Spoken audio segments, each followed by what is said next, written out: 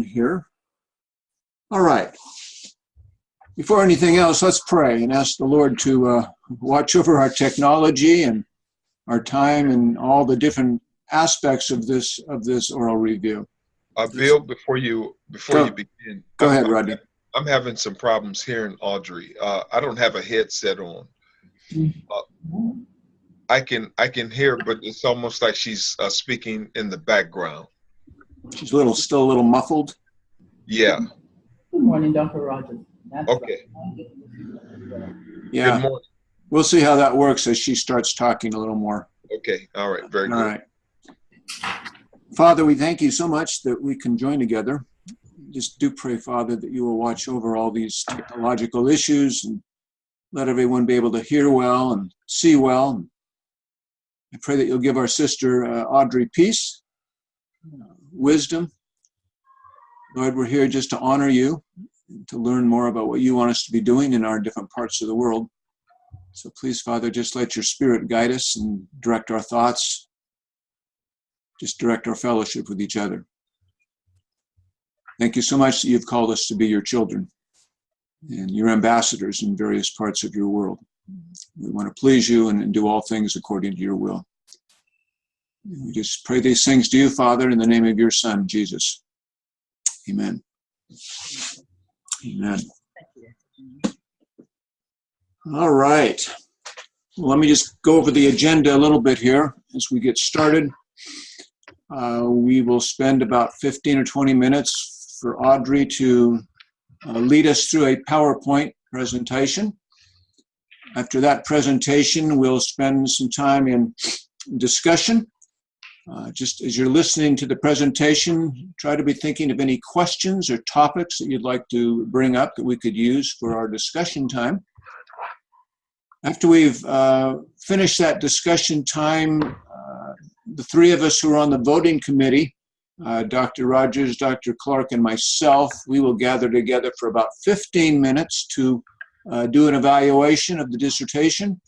At that time, I'll need to take everyone out of the session for about 15 minutes. Your screen will just say you're on hold until I bring you back into the session. And then we will come back together again and we'll announce the results of that evaluation. Okay. Well, let's go ahead and start. Audrey, go ahead and lead us through your presentation and we'll all be listening. Okay. Well, good morning to you, Dr. Sim. Very early morning there in your region. Good morning, my supervisor, Dr. Rogers, and Dr. Leonie Clark. Two members of my PLC are here. My husband is in the background. Thank you so much for joining. Thank you for your support throughout the years and the Monica Porter-Lewis, my sister. So today I'm here to share with you. Are you getting the feedback I'm getting? Should I go ahead? Can you hear me clearly? We were getting some feedback. Do you have two computers going there? Yes. Yes. Okay. Oh, that is the problem. That's probably, you'd either have to have earphones on both computers. That's probably the best if you have earphones on both computers. Earphones on both? Yeah, because what happens, it picks up the sound on one computer, gets picked up by the microphone of the other computer, and then you start getting that feedback. I think Dr. Leonie Clark is going to relocate just to ensure that there's no interruption, no further interruption. Or sometimes if you turn the volume way down on that second computer, sometimes then that'll cut down on that feedback. Okay. Shall I proceed?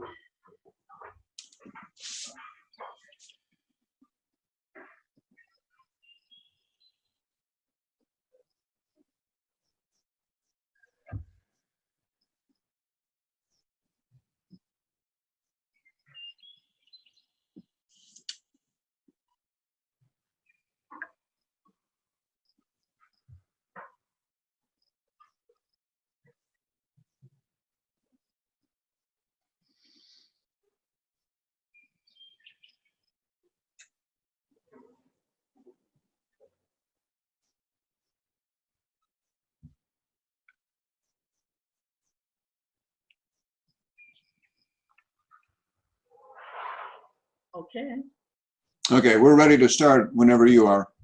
I am ready. Okay. So, my research focus today is on the narratives of adolescents who've been orphaned by and living with AIDS in Jamaica. The idea here is to develop empathetic listening and learning spaces. I am a candidate of doctorate in transformational leadership at BACE with a focus on cultural transformation. I'll share with you a little bit about adolescents, then I'll talk about orphans and AIDS and transition into my intervention.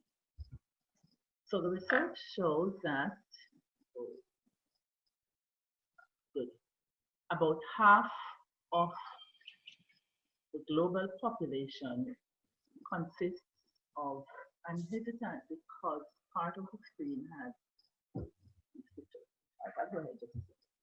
about half of global population is under 25 years, and this data was determined as far back as 2007.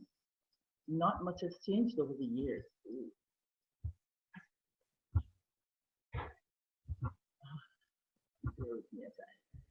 In fact, it is said that adolescents constitute the largest cohort in history. In 2013, close to 18 million children worldwide, inclusive of adolescents as defined in the study, became orphans by AIDS, 90% of whom are living in sub-Saharan Africa. Research shows that adolescents constitute the largest cohort of HIV-affected orphans. I jumped a little bit from the global data to look at what's happening regionally. And so I've pointed out a number of Caribbean countries with a focus on the English-speaking countries, specifically Jamaica, and showed that UNAIDS 2014 pointed out that there was an average of 13,000 orphans, children made orphaned by AIDS in Jamaica. But there's also a situation where there are children who are living with HIV/AIDS. They may not be orphans, but they are living with HIV/AIDS. Good. So, the Ministry of Health here in Jamaica provides data to show that 26,000 persons are currently living with HIV/AIDS, and 25% of these persons are adolescents. If you look at the graph to your left, you get a sense of the prevalence and the trend that's taking place concerning adolescents who are orphaned by AIDS. And we're finding from the data that those within the 18 and over age group, there's an increase in that group, which is a cause for concern because this is not only their productive years, their working years, but also the reproductive years. Now, this has implications for that perceived. Let me talk a little bit about the research context. So, we're talking about Jamaica, and we're looking at the cultural and social factors that we contend with in Jamaica and in which adolescent orphans are living. The data shows that crime and violence is prevalent primarily among males, and the details are noted on the screen, but girls are victims of sexual crimes. That there's a pattern of sexual intercourse with children and adolescents, resulting in high levels of childhood pregnancy, HIV/AIDS, and such. Research done by the Child Development Agency in 2015 shows that in 2 state homes in Jamaica, there were high levels of STDs, especially HIV/AIDS. I was curious to find out what are the specific ways in which adolescent orphans are affected. And the research shows that trauma is, and that word should be dying, trauma is often a result, and it affects children who are orphans as well as those who have to care for parents who are living with AIDS. So these are the HIV affected adolescents who are living with AIDS. How else are they affected? Some researchers believe there's muteness, as it were. Others believe that there's a lack of active listening, empathetic listening, and the term is defined, which eventually blurs perception of reality. So what? The research then, this research was informed by a number of researchers, including Dubé, who makes an appeal to listen to their stories. She provides bases on which they should be listened to. Then we look at, look at a context for intervention. And I noticed that UNESCO pointed out that youth who are adolescent orphans have been trapped by silence from parents, teachers, resulting in negative messages about sexuality. Others, like Dixon Mueller, feels that the health system does not do enough, and there's a lack of heterogeneity when it comes down to interventions for vulnerable adolescents. From a Caribbean perspective, Jack pointed out the need for adolescents to be participants in intervention programs that are developed for them. So then, having looked at the research in depth, I've just captured what a synopsis. The research was guided by two main questions. How do cultural beliefs influence the life experiences of adolescents orphaned by AIDS? And the second question focused on what kind of intervention is required to encourage these adolescents to experience life more abundantly. So I went about using a qualitative design, since it seeks to provide a deeper understanding of the meanings that people have constructed about their lives. Specifically, appreciative inquiry was used, especially because it focuses on the life-giving narratives. It focuses on the positive, and being very mindful that I was working with a vulnerable population. I thought it was useful to use that methodology, and it turned out to my advantage because the administrators at the research site gave permission on the basis that I was using appreciative inquiry as against other approaches that could be used. The research brings to bear a little bit of phenomenology as well, since phenomenology also looks at people's life experiences, but in a more general way. So I used individual interviews and focus group discussions to gather the data. I sought expertise from individuals who have used this method quite a bit, and I've listed some of the names. The instrument was piloted and subsequently adjusted. So of the 5 participants used, 2 of them were used as part of the pilot and 3 constituted the main study. There were 3 males and 2 females. 2 males and a male were part of the main study. The interviews were recorded digitally, and the transcripts were transcribed verbatim. I made sure to carefully pursue and follow ethical clearance. Dr. Rogers was very mindful about me following the processes, and thankfully I was able to do so. In addition, validators were sought to ensure minimal or little or no research bias. How did I analyze the data? I used Collage's method, phenomenological data analysis method, and there are 7 steps noted, transcripts all the way down to participant validation. I'm hasten to say though, I was unable to do the participant evaluation on the basis that I was no longer permitted to access, to interact with the participants. It was felt that, you know, maybe they would have been traumatized. Okay, so this leads me then, having followed Colas's model, to identifying 4 broad themes: cultural influences, psychosocial impact and influences, and developing supportive structures and coping strategies. I said that the findings provided in-depth understanding of the phenomenon and provided a clearer perspective on the intervention that was required.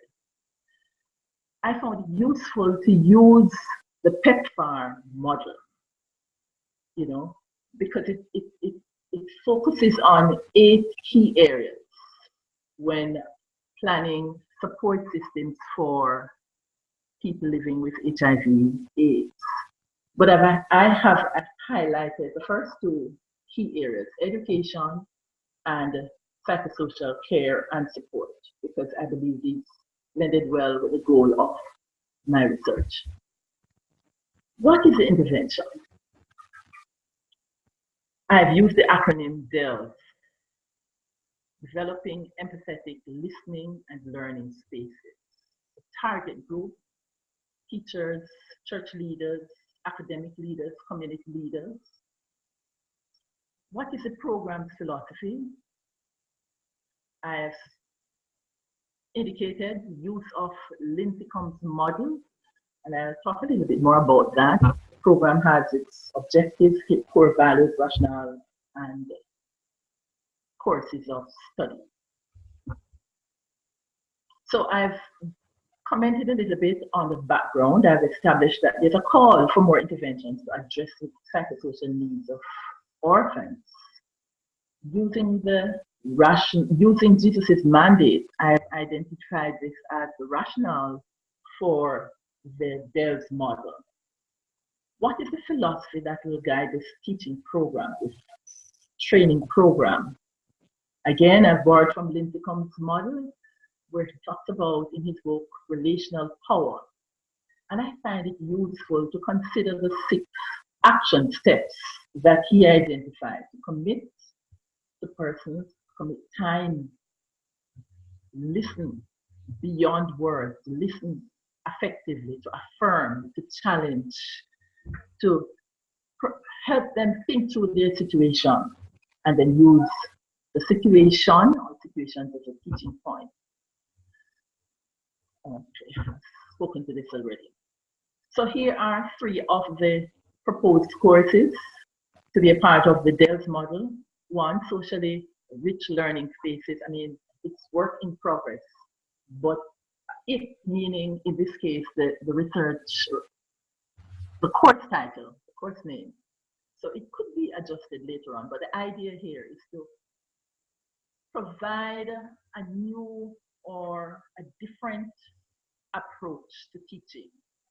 I want to, in this model, redirect, especially in the classroom in which I work and the church circles, the heart dimension of engagement.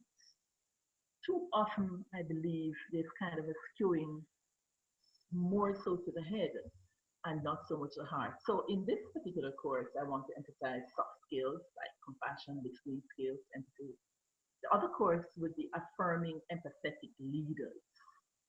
So one of the benefits from doing this in-depth literature review is to learn about empathy, and I didn't even realize that there was such a thing as empathy training. This also would be one of the courses. And then finding the link between work and work. I have gone ahead over the duration of this research project, and I have begun to implement the DELS model. I'm very mindful that it is a course, and course needs to be developed. Rather, it's a program, and it takes a while for this to be developed. But because it is progressive, because it is going to require awareness building sessions, the lessons learned and the exposure gained and the instruction given by my professors at DGU, I've been able to take some action steps that will continue to give shape to the program. So I have gone ahead and administered a survey to obtain perception of church leaders towards people living with HIV/AIDS in partnership with the Reverend Dr. Dave Goss. I will begin training of church leaders in 108 Church of God denominations beginning September this year. I continue to make presentations on various family-related themes across Jamaica to church and non-church groups. Last March, through a collaborative effort led by me, we hosted a children's march in the environs of my church community, and we called together a number of churches to make a statement nationally about abuse of children. In addition, I've established a quality family life ministry at the Christian Church of God and have invited other denominations to be a part of it so that families are benefiting, and I can use the lessons from these engagements to fine-tune the intervention. In addition, I have convened health fairs, again, using holistic approach and making sure that the teaching component, particularly to parents and youth and church leaders, that is emphasized. Further to that, this research journey has provided me with numerous opportunities to interact with stakeholders. So Lorna Braham, a report writing consultant from the Child Protection Family Service Agency. Already we have begun discussions about doing sessions, workshops, presentations. The National Family Planning Board has already asked me to prepare to work with HIV urban youth, as the program is dubbed. Peter Gay Waugh, who works with with the National Parenting Support Commission. I will undergo a licensing training course so that I can be a parent educator. Partnership will continue with UN AIDS and UNICEF representatives, Novia Condell Gibson, and Irvine Stephen. Again, for training, for doing sessions. I've been told about community engagement sessions with youth. One of them is titled Street Talk, and it's meeting with adolescents on the ground and talking with parents on the streets as part of the process of engagement. I continue to conduct parenting sessions and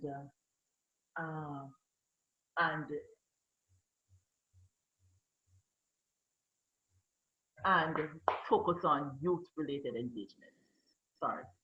So today, that's what I've done. I don't know that I've captured all of what I've done today, but in addition to these experiences, the courses that are being developed, which is, hopefully the flagship of this intervention, that these courses will be integrated in the Family and Consumer Studies program at the University of Technology, where I work in the Faculty of Education and Liberal Studies as a teacher educator. The way forward then, continued training for mentors, for church leaders, for community leaders. As the course evolves, I plan to include certification, training manual. Given the nature of the program, it will not only take on a theoretical dimension, but also very strong practical related training. So there will be practicum opportunities. And certainly community intervention that is participatory, that provides on-the-spot learning, that provides on-the-spot engagement with all stakeholders, but especially youth, adolescents who have been said to be silenced by their situation. So what are some of the lessons learned? Numerous lessons have been learned along the way. For example, I am learning to listen. I'm learning to listen having been exposed to the kind of technical skills that are required to be a part of another person's reality. Much of that is informed by BGU's 8 leadership perspectives, especially calling-based leadership and incarnational leadership. So I talked about the whole idea of learning to live incarnationally, getting to where the plights and the hopelessness and the dreams and aspirations are in order to be able to help persons make sense of their own reality. In addition to that, I find that had I not had a clearer understanding of my calling, then this whole research journey could have been just a mechanical process devoid of a heart dimension. So I have come to recognize that articulating and more so fleshing out my calling in my physical and social circumstances helped me to live as a believer who understands that my role, my gifts, my talents are not confined to the walls of church, but it's maximizing all the opportunities given to make a difference in the lives of individuals. I've also gained quite a bit of knowledge on carrying out and applied research. I've done research before, but this BGU research project has helped me to really make the link between the theory and the practical.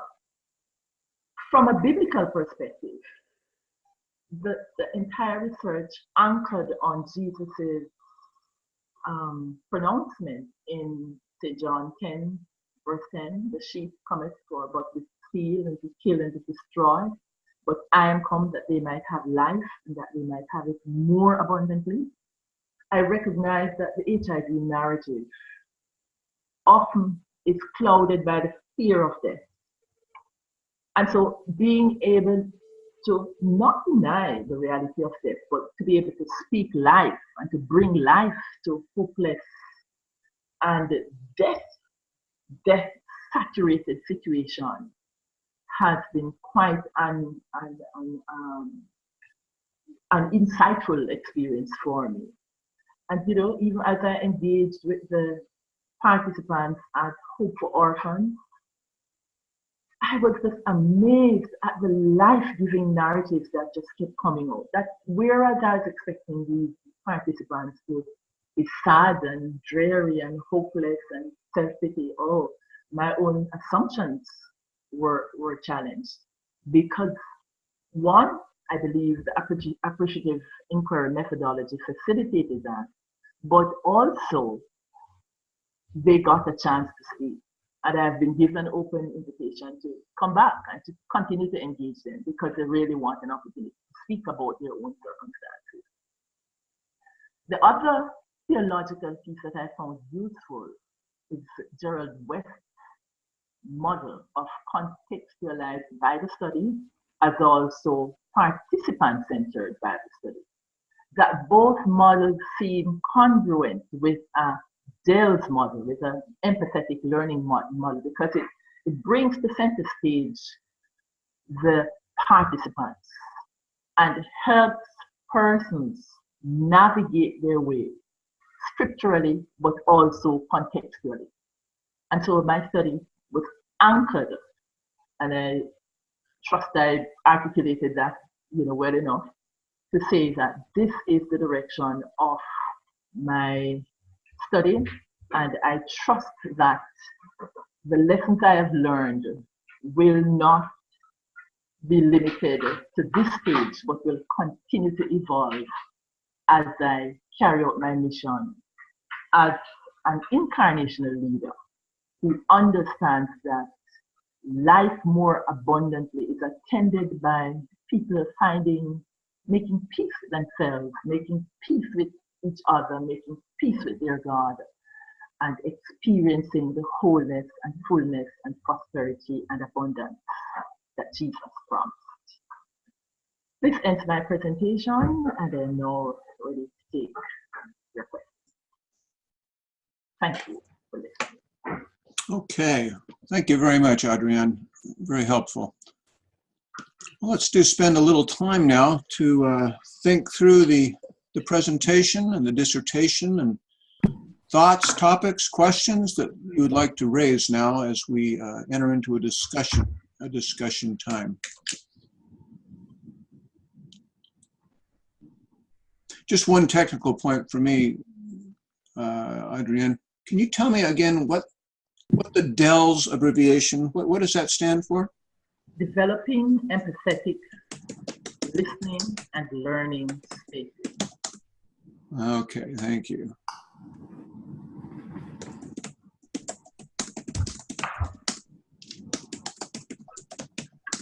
All right, good. That helps me.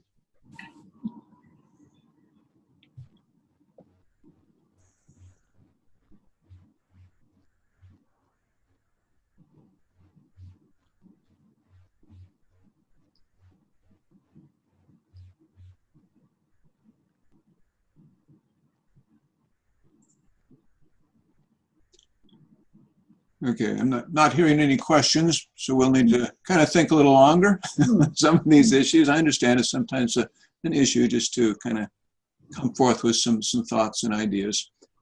Do you want us to ask questions now, Dr. Payne? This is Leonie Clark. Yes, anyone can ask questions. Okay. Thank you so much, Audrey, for that presentation. I heard your passion, I heard your heart, and I want to congratulate you for the work that you did, and look forward to the work that you will be doing as you develop these empathetic listening and learning spaces. Just a question on your methodology, and just to ask about, I note you indicated that you were unable to carry out one step of the process, and that was the validation aspect. Can you tell us then how you accounted for that? Okay. So do you want me to talk particularly about the participant validation aspect of it, or? Right, that step 7, yes. Okay.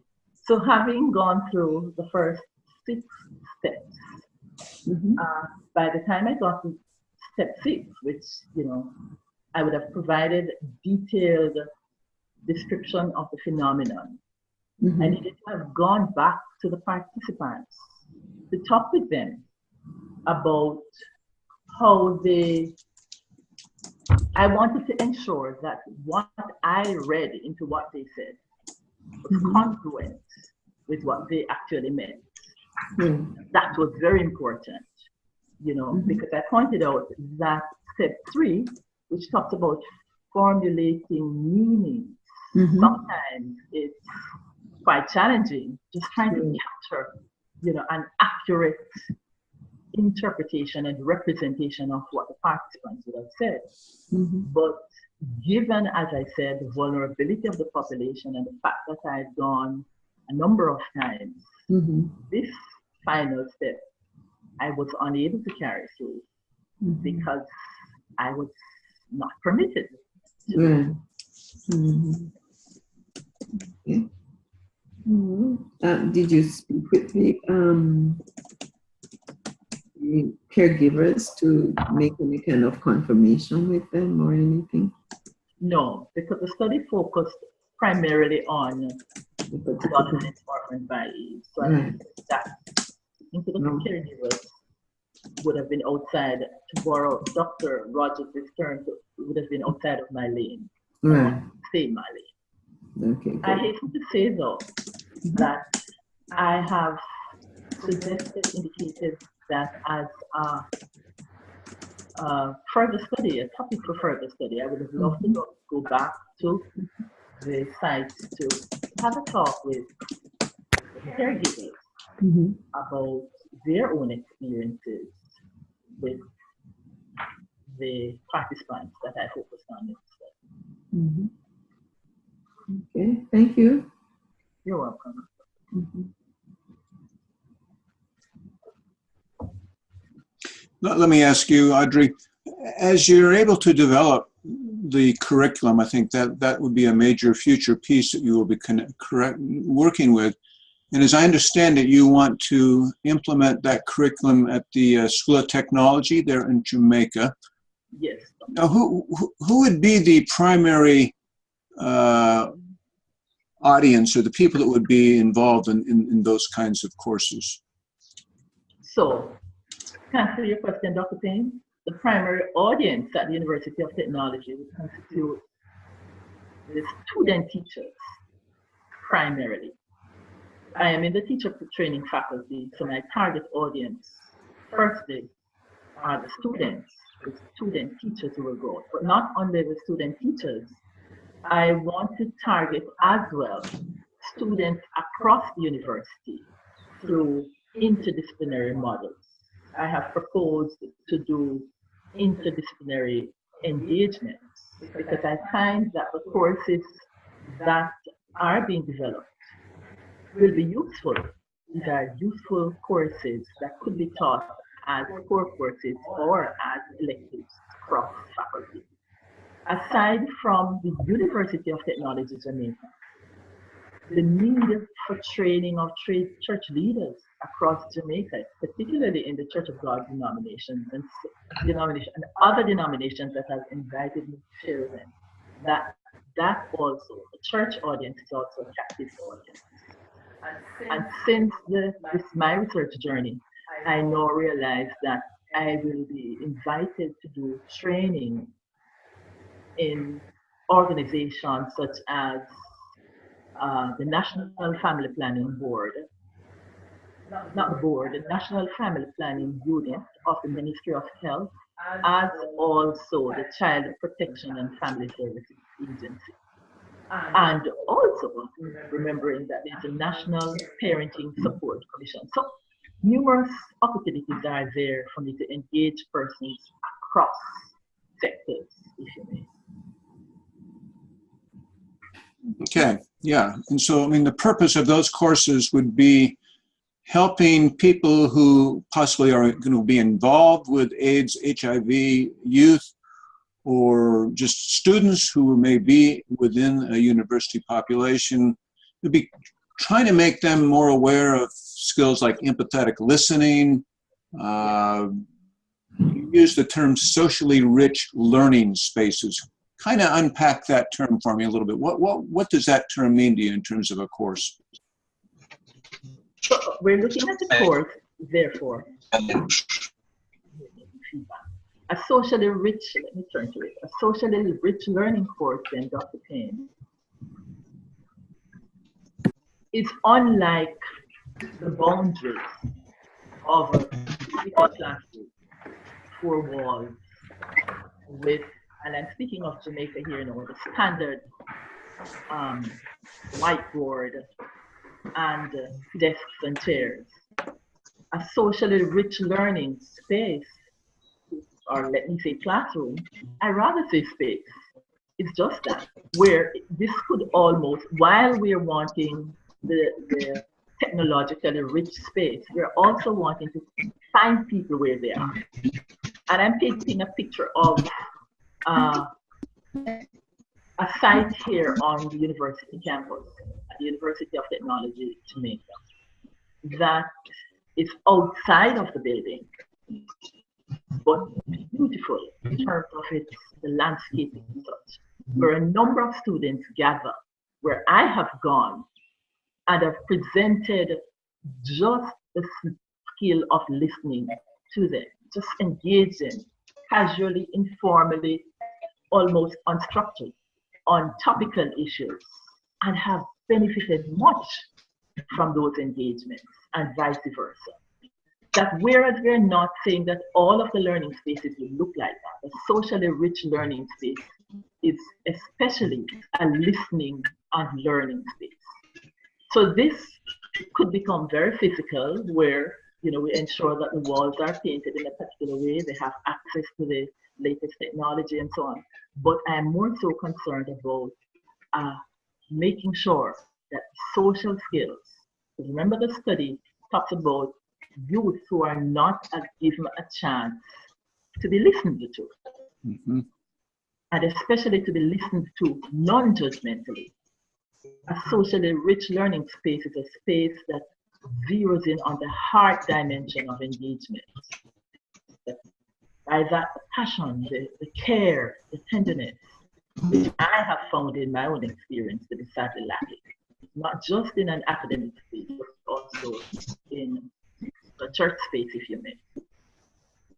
I hope I've answered your question, too. Yeah, I think so. Yeah, so within that kind of a socially rich space, we'll use that term, you're looking at both a physical environment that you want to make, as you the term, kind of a beautiful space, but it would also be within the context of that kind of a course, and I'm getting some feedback somewhere, the context would be, basically you would be demonstrating and maybe even having students practice listening skills. I know when I've taught counseling courses, we've worked on listening, because that's a tough skill for many people, but helping students to listen to someone else and then to talk about what they just heard, to repeat that back to another person. Did I understand this correctly? Yeah, just using some of those empathetic skills that those of us who have done counseling have learned. I think that sounds like what you would like to be demonstrating and helping students practice within that kind of a classroom setting, or just a class. We won't use classroom, we'll just talk about a rich space. Would that Absolutely. kind of get at what you're wanting to do? Yes, Dr. Payne, absolutely. Which is why I intentionally use the word space. Right. It's good.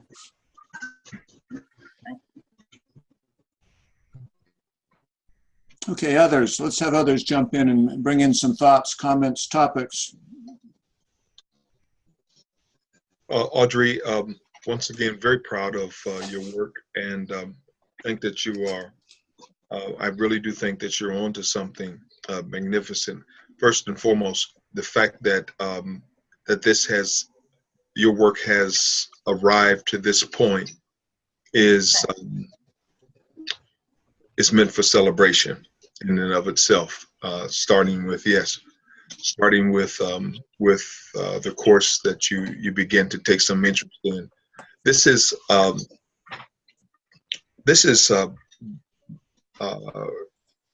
I see, and correct me if I'm wrong in what I'm listening to, is the core of a way of delivering a service of value to a population of vulnerable people. And then the topic right now is HIV/AIDS. But what I've been looking at, and probably trying to encourage most of all, is the model itself. And so could you speak a bit about the model, and why the model is it replicable to other kinds of social problems? Oh, thank you, Dr. Rogers, for your question and your words of affirmation. Let me back up a little bit and talk about, and pardon me being a little personal just now, but talk about the engagement that I had with you when you first taught me that course, Family in the Era of Globalization, and subsequently the independent study, Contextualized Family. crises, family health crises. I believe these two courses help to give birth to the concept that has now been developed and will be further developed. That I recognize. Can you hear me? I'm seeing a message that says you're muted by host. Can you hear me? Yeah, you're fine, Audrey. Yeah, Okay, the program did a little glitch there. Okay. So yes, I'll say quickly, yes, the program will be replicable. Let me speak personally, and then I move to another dimension. That I did not realize, Professor, that a course in family health, family studies, and certainly contextualized studies in family health crises could be taught and learned so effectively virtually.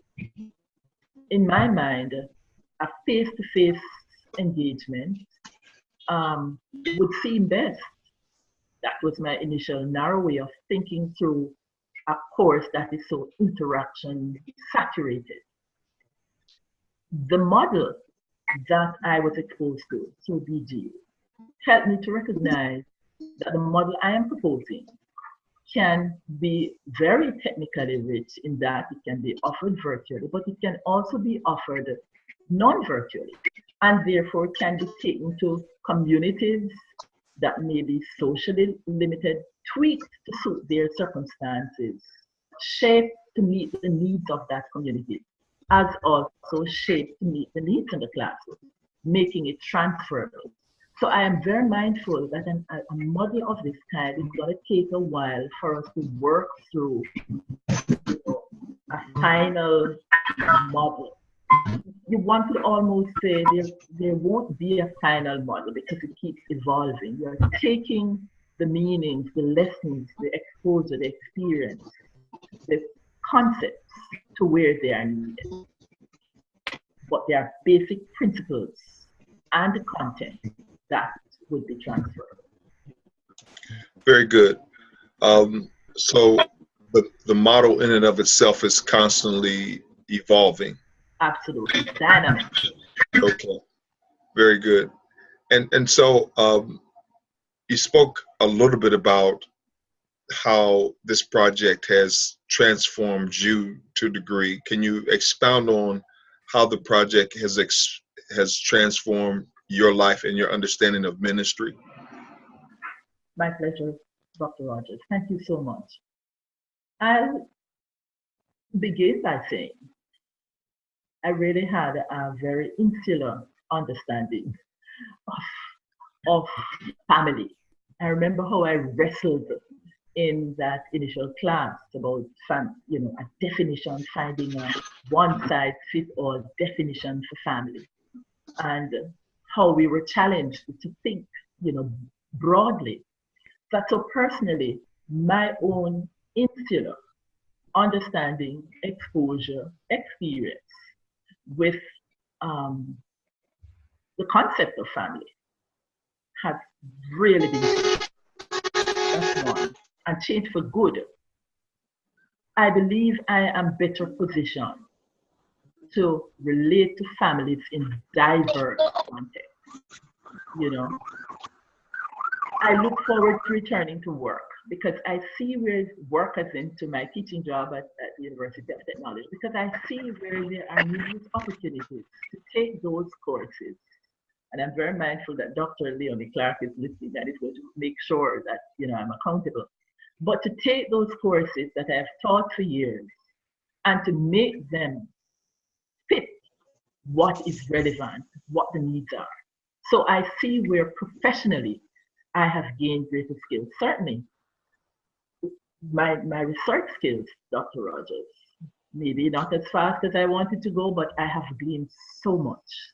There's so much that I have learned and can further the work, research work that needs to be done.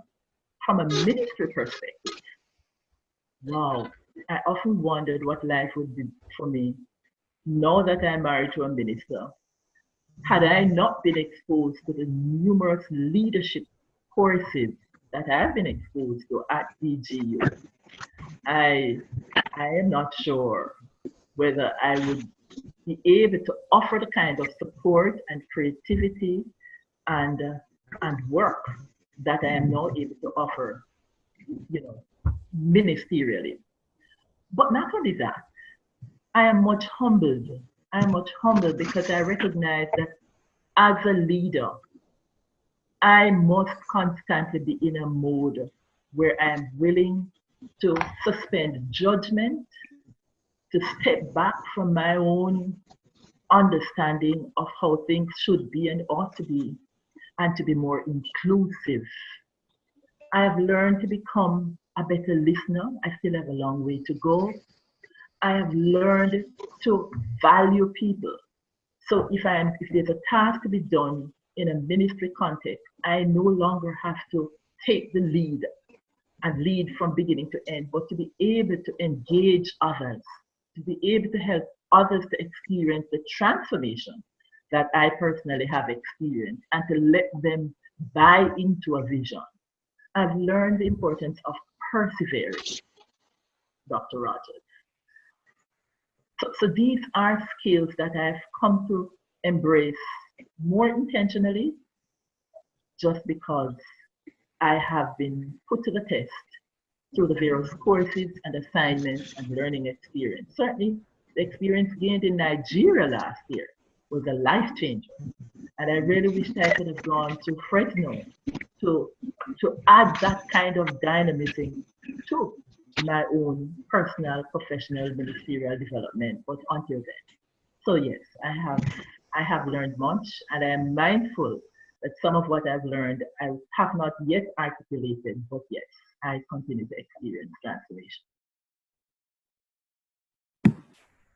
Okay, my last question, and this more aligns with methodology. Yes. You used a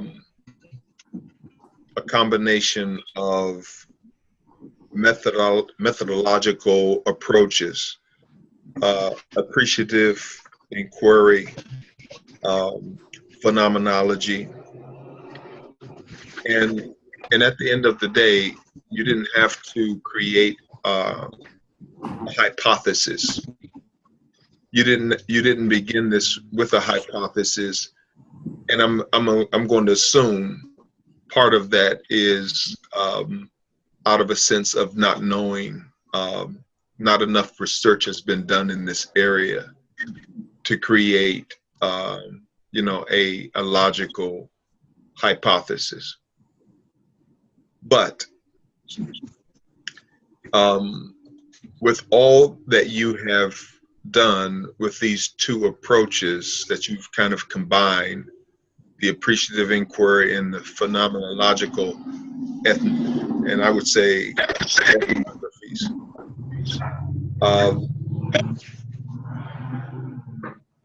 what would you conclude if you had a theoretical position to state based on your findings from your research and the methodology that you used?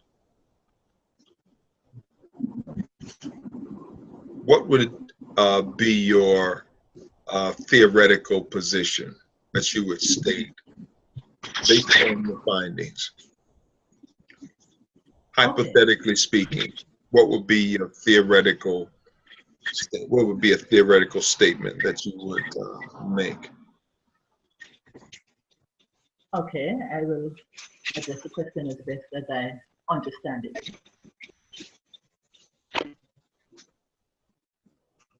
I think that statement would include an observation I made about the usefulness of respecting the boundaries of methodologies and models and design, but also making room for flexibility in the use of these models, especially with a focus on vulnerable populations. I think I would want to make the case that some methodologies may be more suitable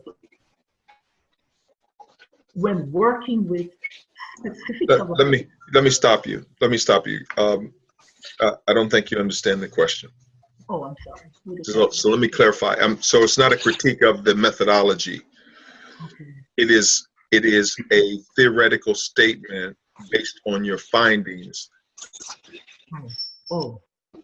Yeah. So you did something unusual. You combined two methodological approaches. You utilized them to obtain some level of validity for your findings. So what would be the theoretical statement that you would make based on your findings, regarding your findings? Okay, that both models, both methodologies, the phenomenological approach as well as appreciative inquiry approach, provided in-depth understanding of the phenomenon such that the findings turned out to be much richer, much more expansive and in-depth than it would have been had I limited my research methodology to using just one approach. Okay, that's not what I'm asking. So, okay. So based on your findings,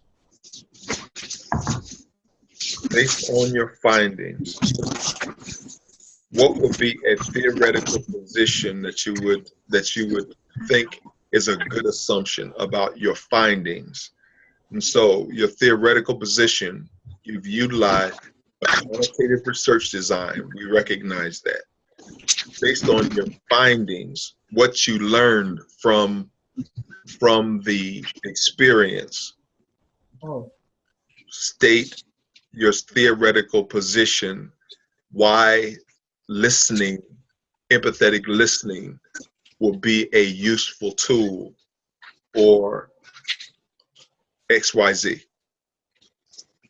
Okay. Okay? Thank you. I totally misunderstood. Thank you, Dr. Rogers. It's okay.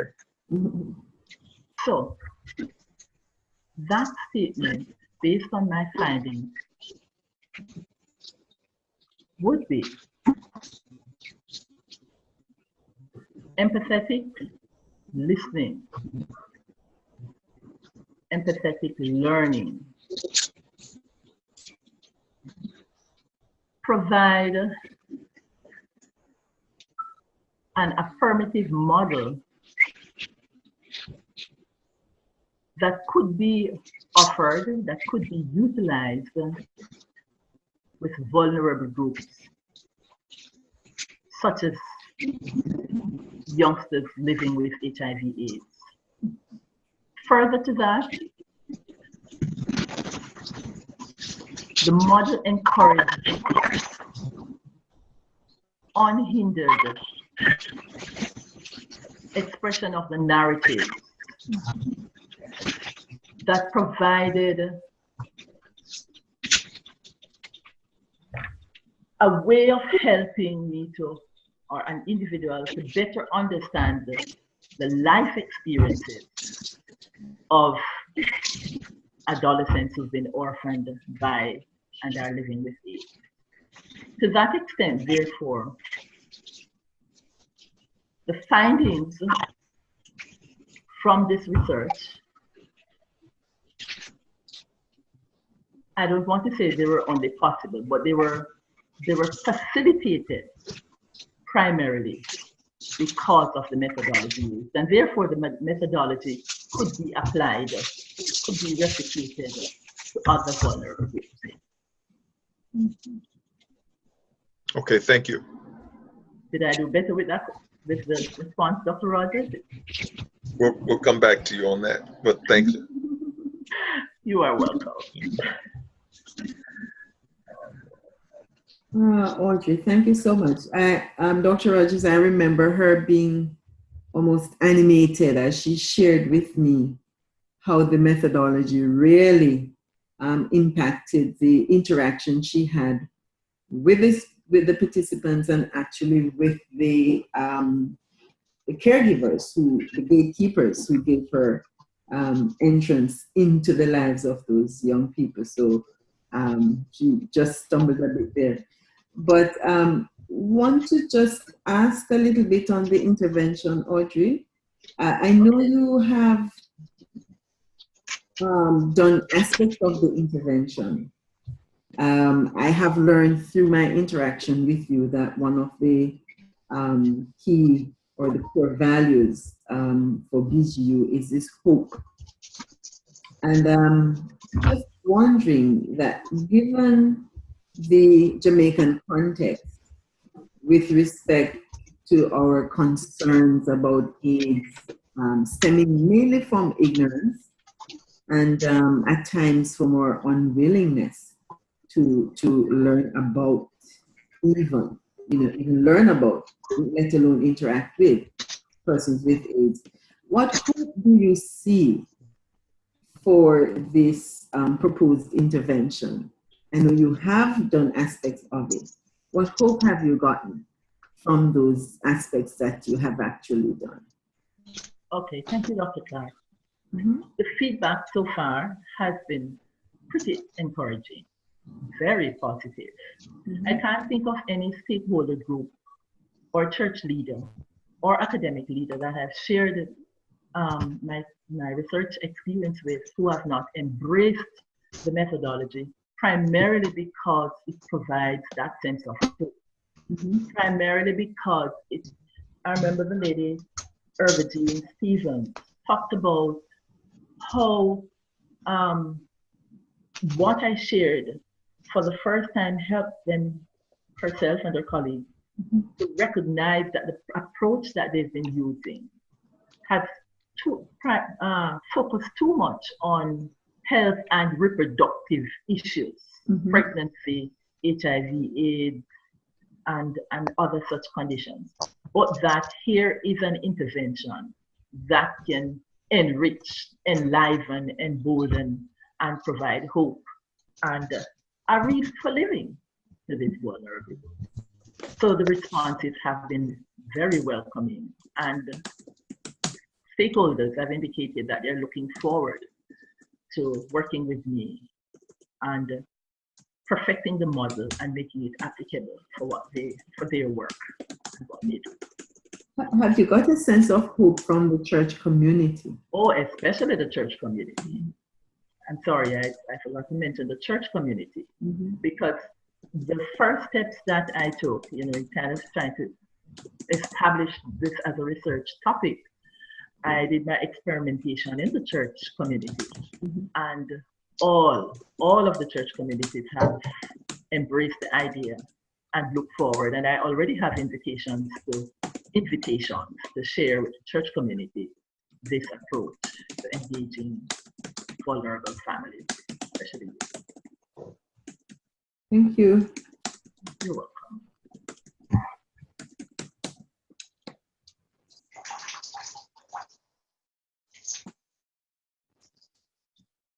Let me just, I'll make sure I'm on. This is Bill. Let me just kind of get back to just kind of a general issue. Dr. Rogers was kind of asking you to try to come up with a conceptual statement that was based on your findings. Let me try to ask that question in a little different way.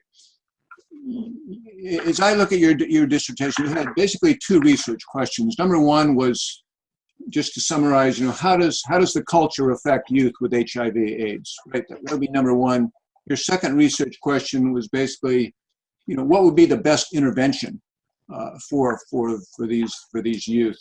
So, based on what you've done in this project, let's try to answer those two questions just with a couple of generalist statements. If you were to try to just summarize how the culture affects the youth with AIDS, HIV, how would you just summarize that in a couple of sentences if someone asked you, what have you learned about how the culture seems to be affecting these youth? Okay, thank you, Dr. King. So much was said about how crime and violence, as opposed to HIV/AIDS, present a threat to adolescents. That when they talked about the cultural influences on them, and I tried to gather from them how the culture, as we understand it, the belief system and so on, their preoccupation was more so on crime and violence and not on AIDS. Rather, even though they're living with HIV/AIDS, much about the music, the dress code, the language was embraced by the youth. Only one of them talked about the fear of dying by AIDS. But generally, the responses leaned more so towards the care, the security, the protection, the psychosocial support that they received. That they did not feel less than individuals. They felt pretty normal despite living with AIDS. So how do the cultural beliefs? They saw more positives in the culture that they chose to focus on rather than the experience of living with AIDS. Much was articulated by youth about the coping strategies, numerous coping strategies, numerous support systems, emphasis placed on the caregivers at the facility and their association with caregivers as families. And this was one of the areas that they spent much time talking about too, about the family support and the support from the church. Thank you for kind of repackaging the question, Dr. Payne, because much was said about the support they gained from family. And by family here, only one person referred to biological family.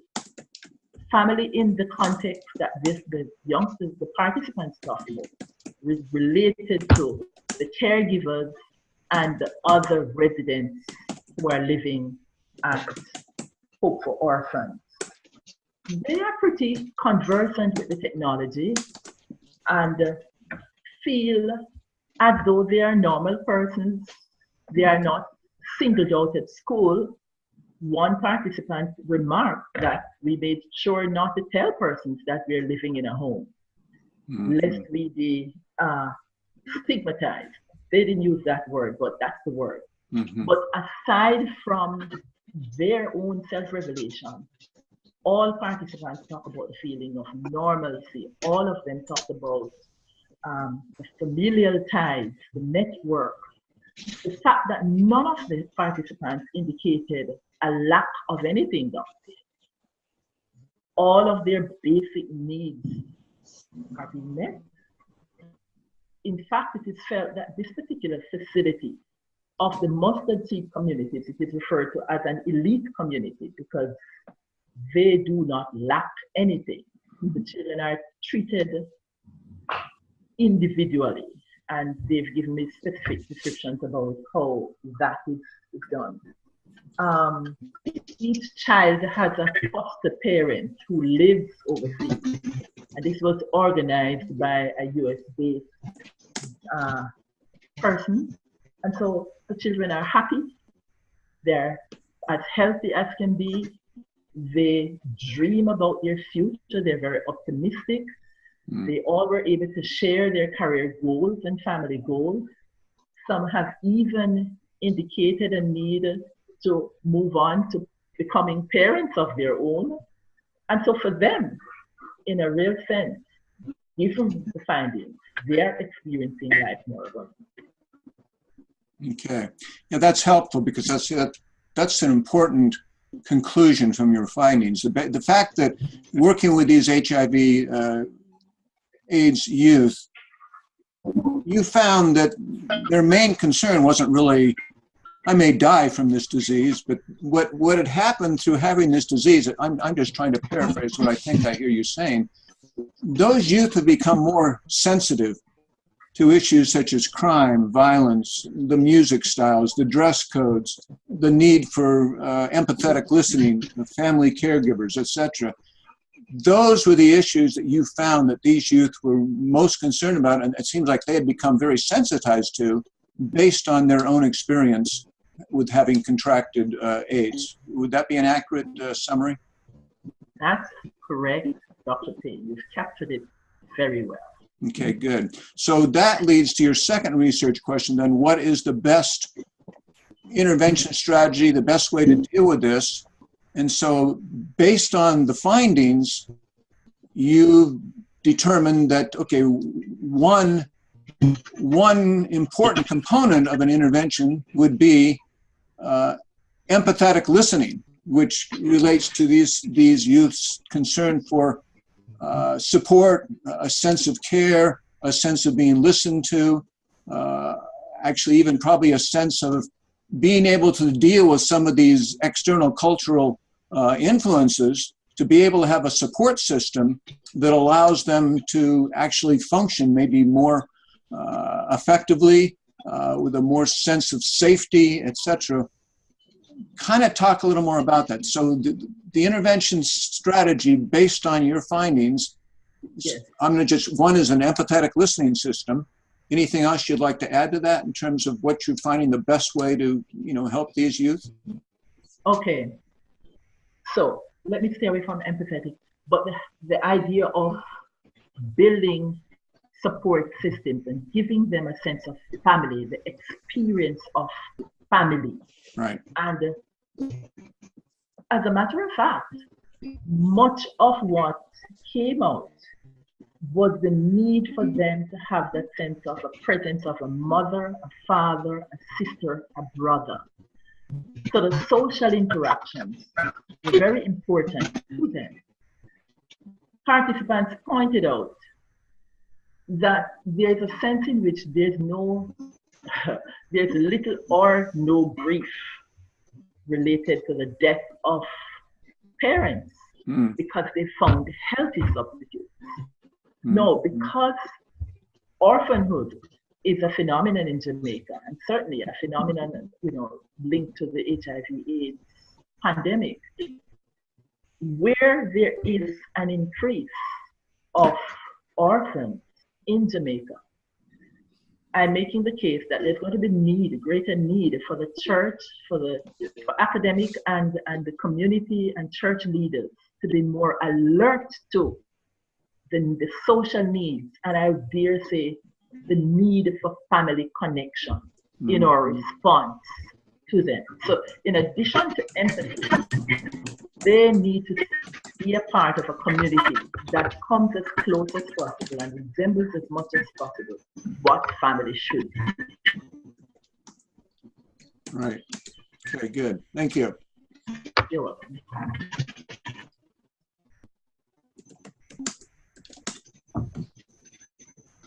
Okay, anything else that anybody would like to bring up before we move into an evaluation component of this oral review? So Audrey, in short, this intervention or this methodology that you're utilizing is suggesting that it strengthens the abilities of vulnerable populations to feel or belong to an extended family? Yes, Dr. Rogers. That's very well said. Yes. Okay. In fact, I've included in my main study, if you may I go ahead and say what I'm saying? Sure, this is your time. Yes. Thank you, Dr. Rogers. In that study, I have made the point that I would, for further studies, use this same research approach to looking at children, participants in similar circumstances, but this time in a government-run facility. This study focused on a private entity, one of what they refer to as apostolates of the mustard seed community. It would be interesting, it would be useful to apply this methodology to another facility. primarily a state-run facility in Jamaica. Just to follow up on Dr. Payne and Dr. Rogers' comment, you speak of family, Audrey, and I'm just wondering, and the extended family, I'm just wondering here whether thought now has to be given to the church acting in that kind of way as the extended family, and how then, could the church be engaged in this kind of a system to facilitate these children? Okay. And the family feel that they have spoken about. Okay. Thank you, Dr. Clark. I agree with you that the findings help me to look very closely at what's going on in the church. But if I may just share this with you, that I had that same question, curiosity, which led me to just talking informally with, various church leaders about the phenomenon of orphans and of adolescents living with AIDS, and in some cases I just talked about HIV/AIDS affected family, and I asked, do you think that the church is positioned to? Do you think that the church is ready to? Or how would you respond?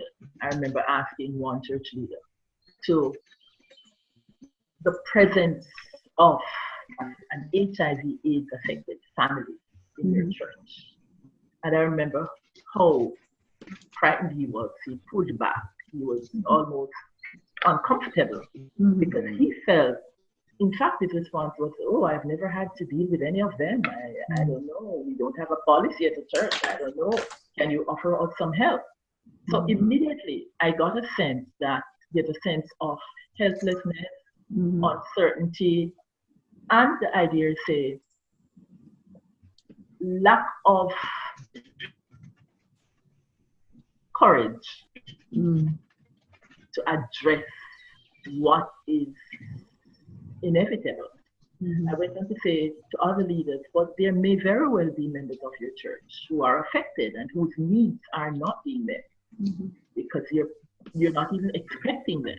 And as a church, that we have a mandate to ensure that this is done. And in almost all cases, the leaders have asked me to prepare to help them, to make an input, to bring a sense of direction and offer support in this regard.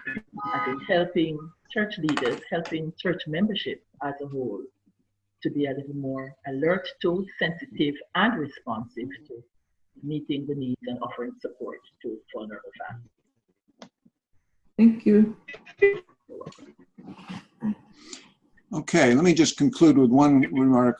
One question we need to answer on a form that we're going to fill out is how you see yourself as a transformational, incarnational change agent. And the way I'd like you to answer that question is, as you think about what you'd like to be doing over the next, say, 5 years, okay, it sounds like you'd maybe like to be doing some teaching in the kind of curriculum that you're talking about. And I think it sounds like you'd also like to be, I'm going to use the word advocate, among churches to help sensitize them to some of these needs of HIV/AIDS students and how those churches can possibly get involved in helping to establish programs. Would those be two accurate statements, and would you like to add anything else in terms of how you see yourself functioning, say, over the next 5 to 10 years? Absolutely, Dr. Payne. So yes, I'm a teacher, and by teacher I mean at all levels. Currently, I work at the university level, but at all levels.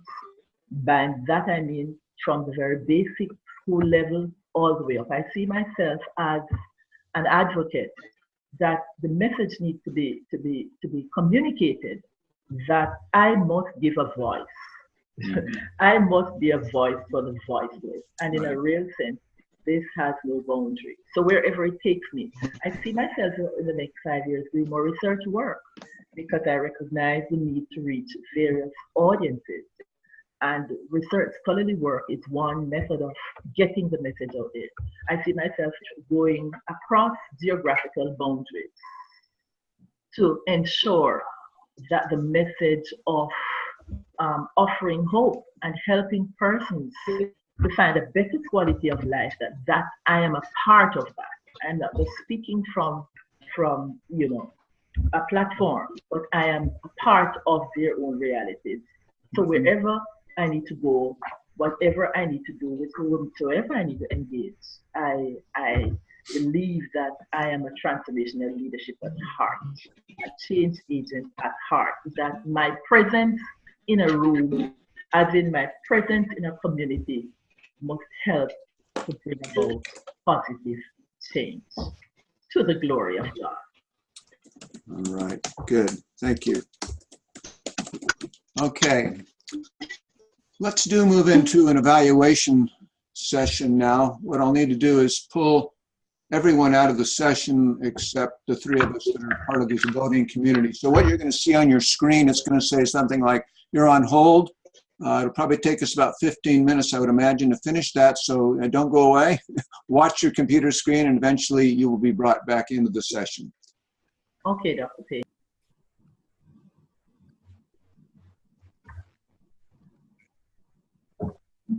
Okay, I think everybody's back in the session now.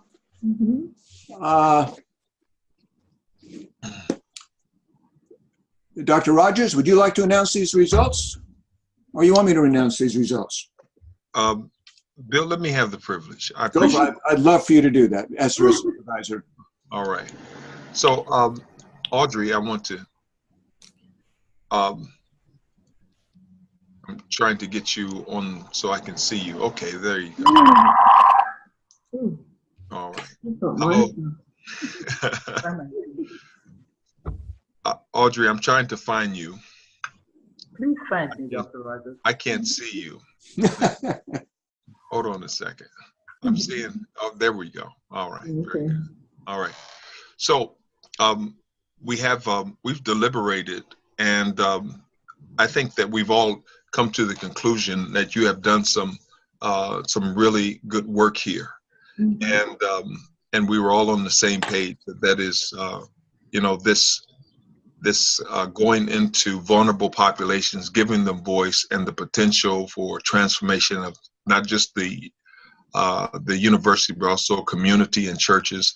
This has a great deal of potential for that as it continues to evolve.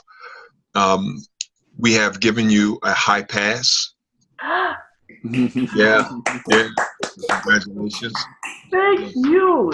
Thank you. Yeah. Thank you. Yeah, that was unanimous. Yeah, that was unanimous. High pass. Thank you, sir. Absolutely. And let me just say that there's a couple recommendations that we got to work on. Okay. Yeah. There's some things we have until June 30th to get this knocked out. A few of the recommendations we'll go over. I won't bother you with those details. This is 2 or 3 things. Yeah, you'll get those in writing. Yeah, you'll be able to. But you and Dr. Rogers will be able to work on together. Yeah. Okay, Dr. Yeah, and it's Bill's fault, but anyway. I can be the bad guy sometimes. we needed a bad person today. Anyway, so look, congratulations. Exhale a bit. Make your husband take you out to dinner and celebrate you. Yep. Boy, Pastor, take her out and take care of her real good. And then next week we'll sit and talk about what needs to happen before the 30th. You'll be graduating. This does not hinder your graduation. We just want, before we go to publication, we want to make sure certain things are taken care of. Okay. Okay, Dr. Rogers. But everything is fine. You'll breeze through with all that you've done so far. You'll breeze through what we're asking you to do. We're gonna work on your theoretical position. Okay. Yeah. That's over which I've learned. Yes. Yeah. We're gonna work on that. So that's just a couple things, 2 or 3 things that we need to work on. Really simple things to get done, and once it's done, will release you. We'll let you go. Thank you On the so word. much. I'm overwhelmed. Amen. Thank you, my team, my professors. But kindly allow me to say thank you, beginning with Dr. Payne. Thank you for bearing with me, sir. I know I've taken my own journey in my own way as a student, and BGU really for me, especially on this doctoral journey. Yes. Has been a community called Grace. So thank you so much. And then Dr. Rogers. Wow, wow, wow. Thank you so much for your love and care and your mentorship of me and your instruction and for believing in me, you know, and giving me a chance to get to this point. And I really credit you for the kind of attention that you've given me and care. And I keep going back to your words of inspiration that have also helped me to get to this point. Thank you so much. I really wanted to get an extinction, but I am very, very thankful for what I have accomplished. Dr. Clark, thank you so much, Dr. Clark. Thank you for walking with me. Thank you for bearing with me and the sacrifices. I really appreciate all of what I've learned and how this will enrich my life and our lives for the better of our world. Thank you so much. Thank you. Very welcome. Congratulations. Thank you. Thank you. Yes. And let me publicly say thanks to my sister Monica, who has really been very supportive. I mean, she has really taken the place of my mother, probably a little bit too much, but thank you. And thank you, Dr. Spain and Rogers, because she also is preparing for her doctoral defense in the next couple of months. And so this has been excellent exposure for her. And to my dearly beloved husband. Oh boy, thank you so much, dear husband. And I really want to make you proud. And sure, I look forward to a celebration. I'll pass on the message, Dr. Rogers. Thank you. Amen. Thanks for having me participate, Dr. Payne and Dr. Rogers. I really appreciate this. Yes. Very beneficial. Thank you, for my Dr. Clark. development as well. Thank you. Yes. So appreciate everybody's efforts and just everybody being involved in this time to celebrate with Audrey. And I guess now we need to call you Dr. Dr. Dacosta. Yes. Yes. Dr. Audrey Dacosta. Wow. Excellent. Sounds it flows nicely too. It does. Yes. Wow. Thank you, Dr. Rogers. That's lovely. Yes. Thank you. All right. Well, with that, everyone, we're going to have to close down this Zoom session. Again, appreciate everybody's efforts, and God bless, Godspeed on all the work that He's having us do in each of the places that He's planted us. Amen. Thank you, Dr. Payne. Thank you. I pray your strength, Dr. Payne. Thank you. Yes. Yes. Amen. Yes. Amen. All right. Goodbye now. Bye. Bye. Bye.